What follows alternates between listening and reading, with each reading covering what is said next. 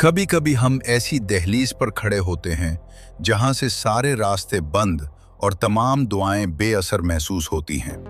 ये वो लम्हा होता है जब हम थक चुके होते हैं और अपने रब से सवाल करते हैं, मेरे अल्लाह, क्या ये मुश्किल कभी खत्म नहीं होगी? क्या ये इंतज़ार ही मेरी ज़िंदगी है? हमें लगता है कि आसानी तब आएगी जब मुश्किल चली जाएगी, मगर अल्लाह सूरह अलम नशरह की इस आयत में हमारा नज़रिया बदल देता है।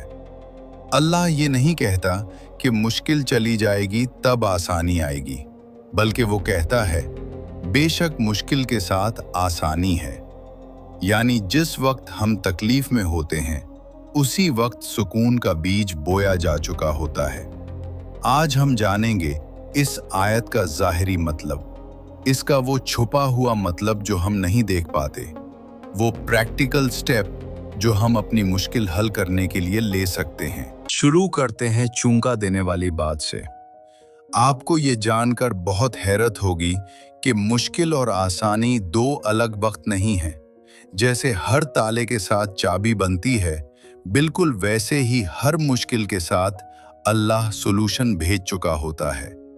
हम आसानी को बाहर ढूंढते हैं, जबकि वो उसी मुश्किल के अंदर छुपी होती है। इंतजार करने से दरअसल वक्त ज़ाया नहीं होता, बल्कि ये तैयारी का वक्त होता है। जिस तरह रात के आखिरी पहर अंधेरा बहुत ज़्यादा गहरा हो जाता है, ये इस बात की निशानी होती है कि सूरज निकलने ही वाला है। मैं जानती हूँ ये बातें कहने सुनने में आसान हैं, मगर सहने में मुश्किल। लेकिन ये लफ्ज़ मेरे नहीं हैं, ये उस ज़ात की कुदरत है जिसने हम सबको पैदा किया है। इस आयत का ज़ाहिरी मतलब, लफ्ज़ी तौर पर इसका मतलब बिल्कुल साफ है। हर मुश्किल के साथ आसानी है, तंगी के बाद फराखी है, दुख के बाद सिख है। ये वादा है कि वक्त कभी एक जैसा नहीं रहता। अगर आज आपकी आंखों में आंसू हैं, तो ये इस बात की दलील है कि मुस्कुराहट का वक्त करीब आ चुका है। इसका छुपा हुआ मतलब, लेकिन अगर हम गौर करें तो माँ साथ का लफ्ज़ एक गहरा राज छुपाए हुए है। इसका छुपा हुआ मतलब ये है कि मुश्किल और आसानी दो अलग वक्त में नहीं आती, बल्कि ये एक ही वक्त में मौजूद होती हैं। ज़रा सोचिए, जब गर्मी की शिद्दत बढ़ती है तभी बादल बनते हैं और बारिश की राह खुलती है। जब दर्द हद से बढ़ता है तभी दवा असर करती है। हम आसानी को बाहर ढूंढते हैं, जबकि वो उसी मुश्किल के अंदर छुपी होती है। 3. इंतज़ार की हकीकत। इंतज़ार करने से दरअसल वक्त ज़ाया नहीं होता, बल्कि ये तैयारी का वक्त होता है। जिस तरह रात के आखिरी पहर अंधेरा बहुत ज़्यादा गहरा हो जाता है, ये इस बात की निशानी होती है कि सूरज निकलने ही वाला है।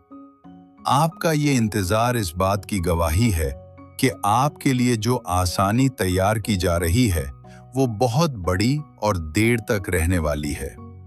4. Practical step. अब ये सवाल है कि आज और अभी हम क्या करें। प्रैक्टिकल स्टेप है फोकस शिफ्ट। जब आप किसी मुश्किल में हों तो ये कहना बंद करें कि ये क्या हो रहा है। इसकी जगह ये सोचें, इस मुश्किल के साथ अल्लाह ने कौन सी आसानी भेजी है जो मैं देख नहीं पा रही। आप आज ही एक पेपर पर अपनी वो 3 चीजें लिखें जो इस मुश्किल वक्त में भी आपके पास सही सलामत हैं। मसलन आपकी सेहत, आपका घर, आपके वालिदैन। जब आप अपनी तवज्जो मुश्किल से हटाकर मौजूदा आसानियों पर लाएंगे तो वहीं से आपका दिल खुलना शुरू हो जाएगा और मुश्किल हल होने लगेगी, इंशाअल्लाह।